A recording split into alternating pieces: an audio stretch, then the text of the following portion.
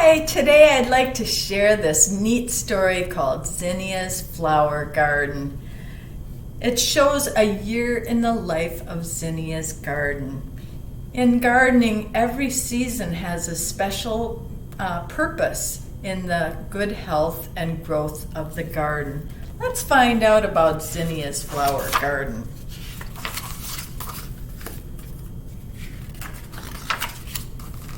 Spring has arrived. Zinnia is getting her garden ready for planting. She digs up the soil and turns it over with her shovel. She takes out stones and rakes the dirt smooth. The warm sun feels good as she works. And look at Zinnia has a good idea. She's starting a garden journal where she can keep notes of what she planted, how they're growing. All of these things will help her garden grow more healthy. Look at, she's got her friends helping her in the garden, her kitty and puppy, and the bluebird of happiness is watching over too. Zinnia carefully plants many kinds of flower seeds in rows. She covers the seeds with dirt and pats it all down very gently. She sprinkles the ground with water. In her garden journal, it's May 3rd. Very busy planting my seeds today. Such hard work. It's hard work, but it's important work. And here we see some of the seeds she's planting. Cosmos, black-eyed Susan. We're planting that in our garden too. Asters, which will provide important food in the fall when other flowers are done blooming. Sweet peas, pecans, marigolds, zinnias, and those beautiful sunflowers. Zinnia waits for the seeds to sprout. The seeds need the sun to shine, the rain to fall, and many days to pass. It is hard to wait so long for her seeds to grow.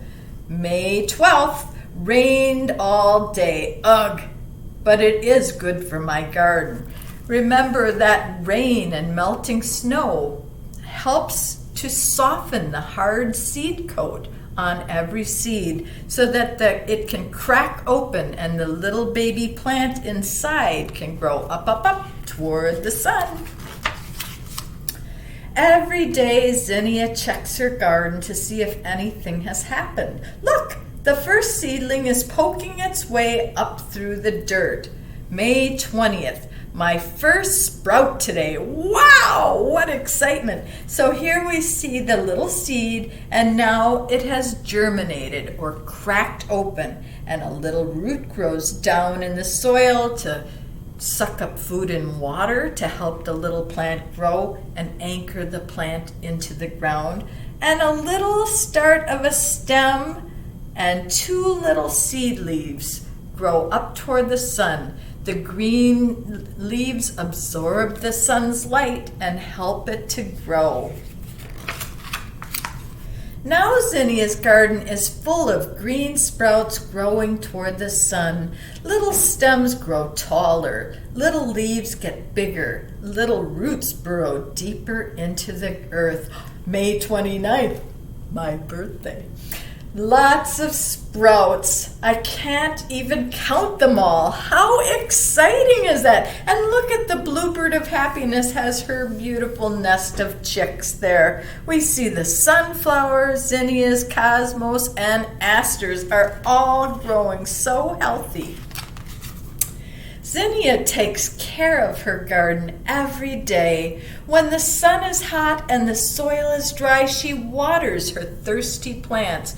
It's very important that they get regular watering if it doesn't rain. Each plant needs at least an inch of rain every week. So have to water the plants deeply so that they don't dry out. June 17th, no rain for a week. My garden is so dry.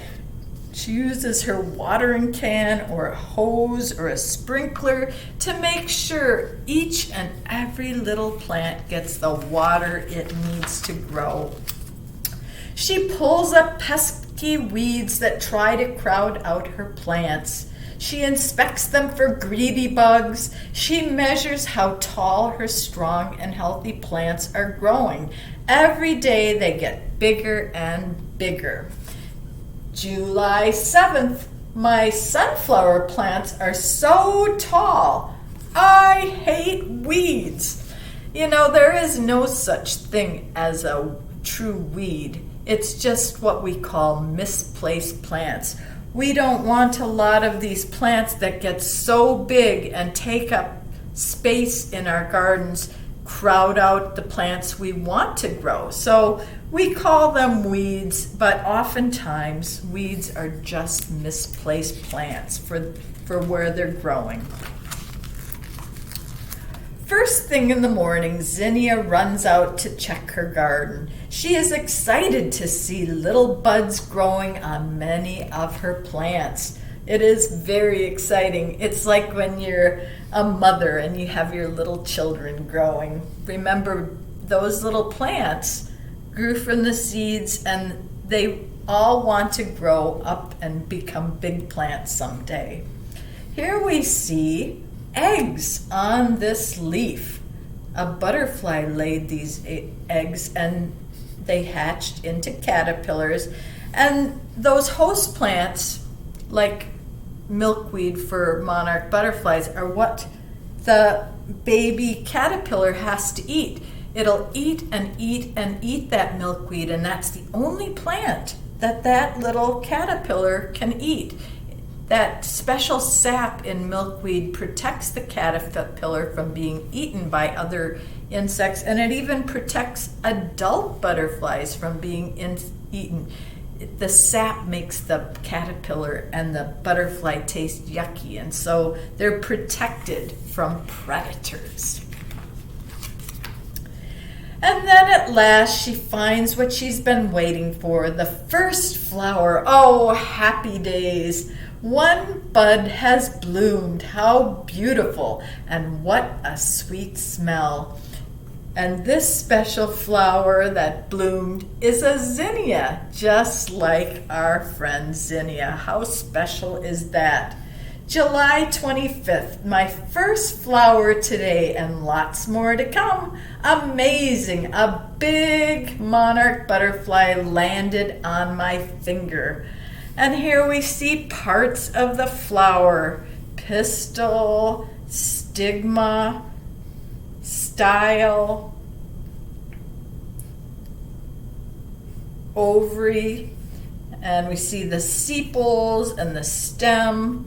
We see the anthers, all these different plant parts, and I will give you a sheet that shows the different plant parts so you can learn about them. The garden grows and grows with blossoming flowers. Zinnia paints, reads, and picnics amongst them. Butterflies flutter, bees buzz. Zinnia's garden is her favorite place to be on these warm summer days. August 11th, I love my garden, she writes. And look at what a beautiful rainbow of colors that helps so many ways in our world. Her flowers are abundant, and Zinnia cuts some to arrange into bouquets. The fragrant scents of the flowers swirl about her in the warm breeze. August 21st, my sunflowers are taller than I am. And here we have cosmos, pecans, marigolds, sunflowers, snapdragons, zinnias, black-eyed Susans, sweet peas, sweet William, asters, just to name a few. One hot summer day, Zinnia has a lemonade stand and puts up a sign, "Pick your own flowers." Customers come and gather bunches of flowers and drop money in her jar. Don't forget to smell the flowers, she says. August 28th. Busy today at my stand. Everyone loves my flowers. In the autumn, as it gets colder, Zinnia picks the last flowers from her garden. She finds ripe seeds that have formed. They are ready to be collected. She will save them to plant next year. That's one of the most important jobs we do in the fall. We collect the seeds, put them in a cool, dark, dry place so that they can sleep all winter long, and then next spring we can plant them in our garden to have a new beautiful crop of flowers. It says October 13th, lots of seeds. I'll leave some for the birds, and that's a good idea because a lot of those seed heads will provide seeds for birds and squirrels to eat all winter long. That's a very caring, kind thing to do. The winter days are short. The sun is dim and the ground is covered with snow. But Zinnia is already planting next year's garden. When spring comes, she will be ready to grow her very own flowers again. It's a fun thing to do to give seeds a head start in the house. I have a seed starting rack that has special lights and warmth so that I can plant seeds and let them grow for a month or two before I transplant them outdoors. And winter is a time when we collect seed catalogs and dream of spring and the new garden.